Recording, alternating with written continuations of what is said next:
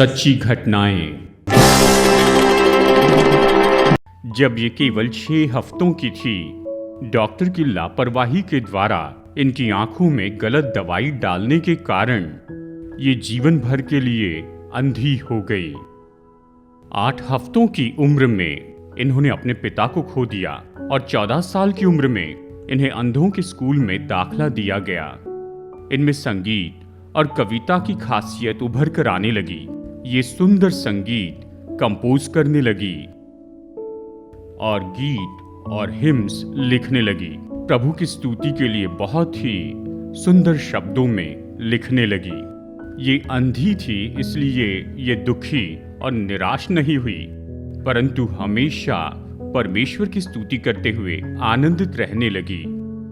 Organ, piano जैसे instrument बजाना सीखी और उन्हें बजाते हुए प्रभु की स्तुति करना शुरू कर दी। डीएल मूडी जैसे लोगों की सभाओं में गीत गाना शुरू किया। इनके गाए गीतों ने बहुत से लोगों के हृदय को छू लिया। ये हैं फेनी क्रॉसबी। माना जाता है कि फेनी क्रॉसबी ने लगभग 9000 हिम्स लिखे हैं और बहुत सी भाषाओं में इनके गीतों का अनुवाद किया गया। बहुत से देशों के लोग इनके गीत गाते हैं। हालांकि ये अंधी थी, लेकिन ये कभी निराश नहीं हुई।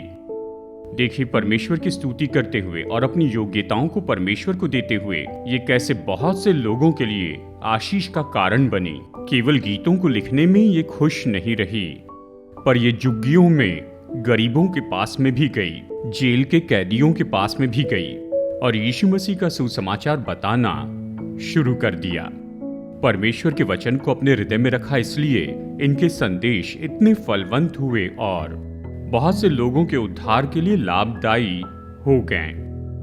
बहुत से गीत लिखने के द्वारा, गीत गाने के द्वारा और सुसमाचार प्रचार करने के द्वारा इन्होंने बहुत से तरीकों से परमेश्वर की आशीषों को पाया और ये बहुत ही विख्यात हो गई। एक बार एक रिपोर्टर ने इनसे पूछा, डॉक्टर ने आपकी आंखों में गलत दवाई डालने के कारण आप अंधी हो गई, क्या आपको इसके कारण उन पर गुस्सा नहीं आता है? क्या आपने कभी ये सोचा कि मैं अंधी क्यों हो गई?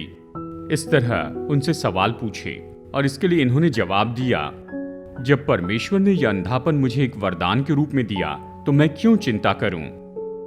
मैं इस संसार में कुछ भी नहीं देख पाती हूं, लेकिन मेरे मरने पर मैं सीधा प्रभु को देख पाऊंगी। ये सौभाग्य देने वाले उस डॉक्टर के ऊपर मैं क्यों क्रोधित हो जाऊं? मेरी कमी के बारे में मैंने कभी भी कोई चिंता नहीं की।